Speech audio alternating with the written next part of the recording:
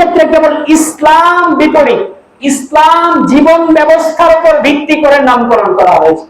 ইসলাম আমার নবীরও নাম না, ইসলাম আমাদের কোন দেশেরও নাম না, বরং ইসলাম আমাদের জীবন ব্যবস্থার নাম। এই জন্যই আমাদের ধর্মের নাম রাখা হয়েছে, আওয়াজ দিয়ে বলেন না, ইসলাম। তাহলে যে ইসলাম আমরা পাইলাম, এই ইসলামের মধ্যে কোনটা মানবেন কোনটা মানবেন না, এইটা আমার এইটা আল্লাহর, এরকম সুবিধাবাদী বন্টন চলবে না। এটা যে চলবে না, এটা আল্লাহ পাক নিজেই বলে দিয়েছেন। সূরা বাকারায় আল্লাহ পাক বলেছেন, ইয়া আইয়ুহাল্লাযীনা আমানু উদখুলু ফিস-সিলমি কাফা। ওহে দুনিয়ার ঈমানদারগণ, যারা এক আল্লাহর উপর বিশ্বাস করে নবী মুহাম্মদুর রাসূলুল্লাহকে রাসূল হিসেবে, নবী হিসেবে, আল্লাহর বান্দা হিসেবে স্বীকৃতি দাও, তারা সবাই ফিস-সিলমি ইসলামের মধ্যে পূর্ণাঙ্গভাবে প্রবেশ করো, পূর্ণাঙ্গভাবে দাখিল হও। উলামায়ে কেরাম, মুফাসসিরিনে কেরাম, মুহাদ্দিসিনে কেরাম ফিস-সিলমি, সিলমুনের তাফসীর করেছেন ইসলাম। সিলমুনের শাব্দিক অর্থ হলো চুক্তি, সমঝোতা। তো ইসলাম হলো আত্মসমর্পণ, আত্মনিবেদন, নিজেকে পরিপূর্ণ বিলীন করে দেওয়া কার সামনে? এটাই হলো ইসলাম। আত্মসমর্পণ করা, সারেন্ডার করা। আমি আল্লাহর সামনে আমাকে বিলিয়ে দিচ্ছি, নিজেকে সঁপে দিচ্ছি, নিজেকে আল্লাহর সামনে উজাড় করে দিচ্ছি। আল্লাহ যা বলবে এজ এ মুসলিম হিসেবে আমি সেটা মানতে বাধ্য এবং রাজি। প্রশ্ন হতে পারে যে ইসলামের সবকিছু বিষয় কি আমার আপনার বুঝে আসে? ইসলামের সব বিষয় মুসলমানদের বুঝে আসতে হবে বা আশাই লাগবে, এটা জরুরি না। আপনি কিছু কিছু বিষয় বুঝতে পারেন, কিছু কিছু বিষয় আপনার বুঝার বাহিরে থাকতে পারে।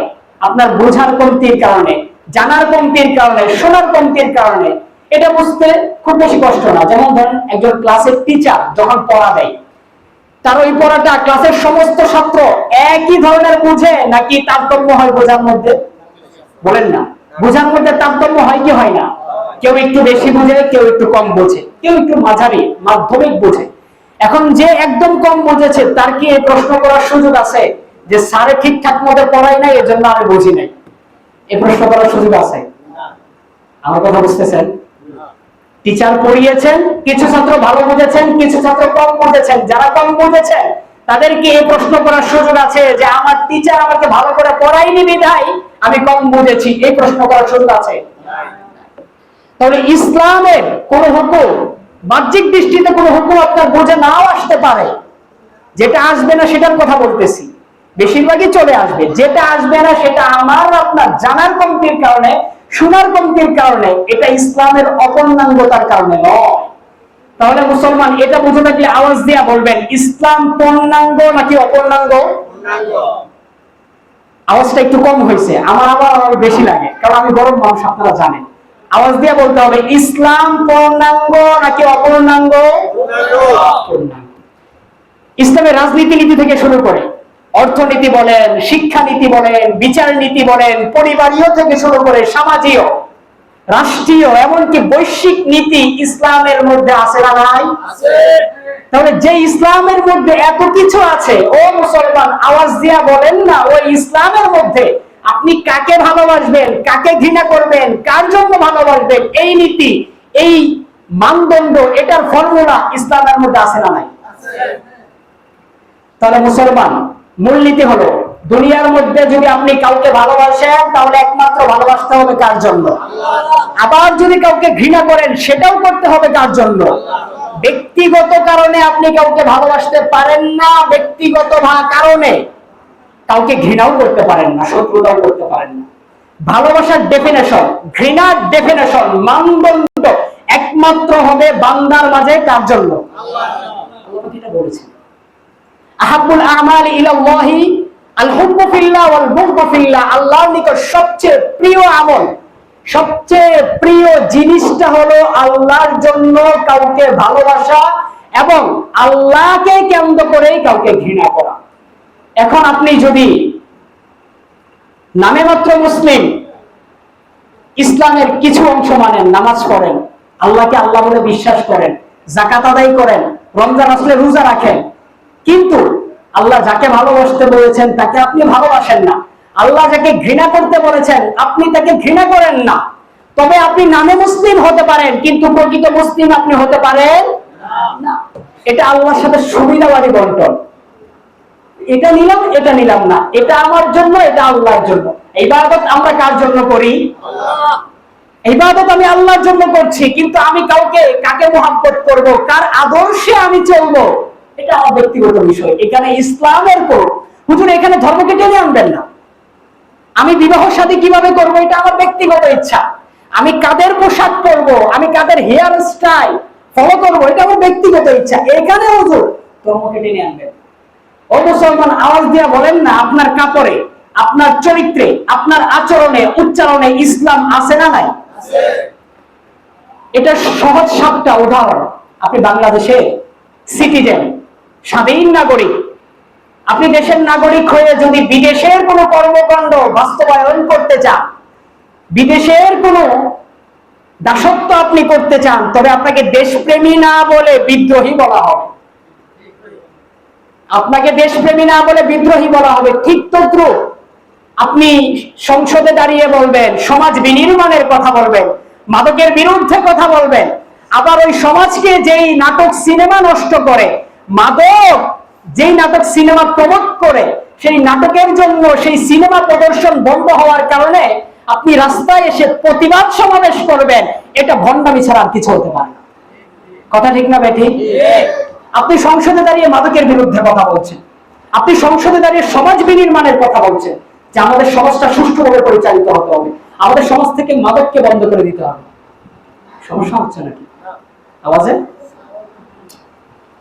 কিন্তু আপনি সিনেমা প্রদর্শন বন্ধ হয়ে যাওয়ার কারণে আপনি রাস্তায় এসে প্রতিবাদ সমাবেশ করতেছেন, এটা আল্লাহর সাথে গাদ্দারি, এটা আল্লাহর সাথে বিশ্বাসঘাতকতা। তাহলে আমার আজকের পয়েন্ট হলো, আমাদের ভালোবাসার ডেফিনেশন, আমাদের ভালোবাসার মানদণ্ড কার জন্য হবে? আল্লাহ যাকে ভালোবাসতে বলেছেন, আমি আর আপনি তাকে ভালোবাসবো, ভালোবাসতে বাধ্য। আল্লাহ যাকে ঘৃণা করতে বলেছেন, আমি আর আপনি তাকে ঘৃণা করব, ঘৃণা করতে বাধ্য। এটার বাইরে যাওয়ার কোনো সুযোগ আছে? এই কথাটাই এই আয়াতের মধ্যে বলেছেন, ইয়া আইয়ুহাল্লাযীনা আমানু উদখুলু ফিস-সিলমি কাফা। এই আয়াতের তাফসীরের মধ্যে মুফাসসিরিনে কেরাম লিখেছেন, তোমরা সব মেনে নাও, সবাই মেনে নাও। ভালো করে বুঝেন, পূর্ণাঙ্গভাবে ইসলামের মধ্যে দাখিল হতে বলেছেন। তাফসীরের মধ্যে আসছে, তোমরা সব মেনে নাও, ইসলামের সব মূলনীতি মেনে নাও, সবাই মেনে নাও। ইসলামের কোনটা মানবা না, এটা হতে পারে না। আবার কয়েকজন মানলা না, এটাও হতে পারে না। তাহলে দুনিয়ার মধ্যে, জমিনের মধ্যে এখন আমাদের যুবকরা কাদেরকে ভালোবাসছে, আমাদের যুবকরা কাদের নীতি অনুসরণ করছে? আমি আগেই আপনাদেরকে বলেছি, ইসলাম পূর্ণাঙ্গ। রাজনীতির কথা বলেন, অর্থনীতির কথা বলেন, ব্যবসার কথা বলেন, বিচার নীতির কথা বলেন, শিক্ষানীতির কথা বলেন, পরিবার নীতির কথা বলেন, সামাজিক নীতির কথা বলেন, রাষ্ট্রীয় নীতির কথা বলেন, বৈশ্বিক নীতির কথা বলেন, এই সব কিছুই ইসলামের মধ্যে, কোরআনের মধ্যে, সুন্নাহর মধ্যে পুঙ্খানুপুঙ্খানুভাবে বর্ণিত হয়েছে, উদ্ধৃত হয়েছে, উত্থাপিত, উপস্থাপিত হয়েছে। এটার বাইরে যাওয়ার কোনো সুযোগ নাই। ইসলাম বলেছে, দুনিয়ার মধ্যে এজ এ মুসলিম হিসেবে তুমি সব থেকে বেশি ভালোবাসবে আল্লাহর জন্য আল্লাহর রাসূলকে। আল্লাহর জন্য কাকে? আল্লাহর রাসূলকে। আনাস রাদিয়াল্লাহু তাআলা থেকে সরাসরি হাদিস, সহিহ বুখারী ও মুসলিমে, লা ইউমিনু আহাদুকুম হাত্তা আকুনা আহাব্বা ইলাইহি মিন ওয়ালিদিহি ওয়া ওয়ালাদিহি ওয়ান নাসি আজমাইন।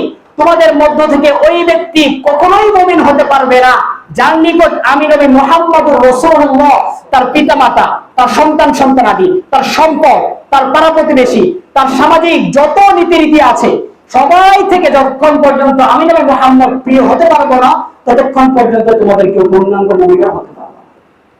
আব্দুল্লাহ ইবনে সুফিয়ান রাদিয়াল্লাহু তাআলা আনহু, সুফিয়ান ইবনে আব্দুল্লাহ রাদিয়াল্লাহু তাআলা আনহু রাসূলের কাছে আসলেন, বললেন, ইয়া রাসূলুল্লাহ, কুল্লি ফিল ইসলামি কাওলা লা আসআলু আনহু আহাদান বাদা। ইয়া রাসূলুল্লাহ, আপনি আমাকে এমন একটা কথা বলে দিন, যেই কথাটা আমি আপনার পরে আর কাউকে জিজ্ঞেস করব না।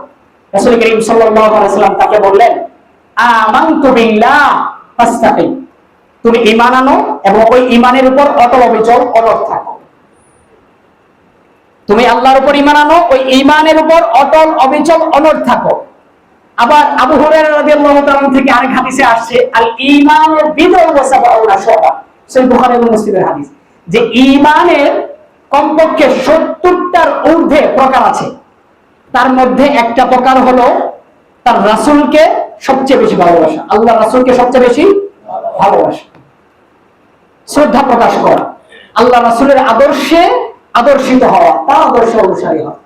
কিন্তু আমাদের সমাজে কি হচ্ছে, আমাদের দেশে কি হচ্ছে, আমাদের মুসলিমদের যুবকদের হৃদয়ে চালচলনে আচার উচ্চারণে আজকে কি হচ্ছে?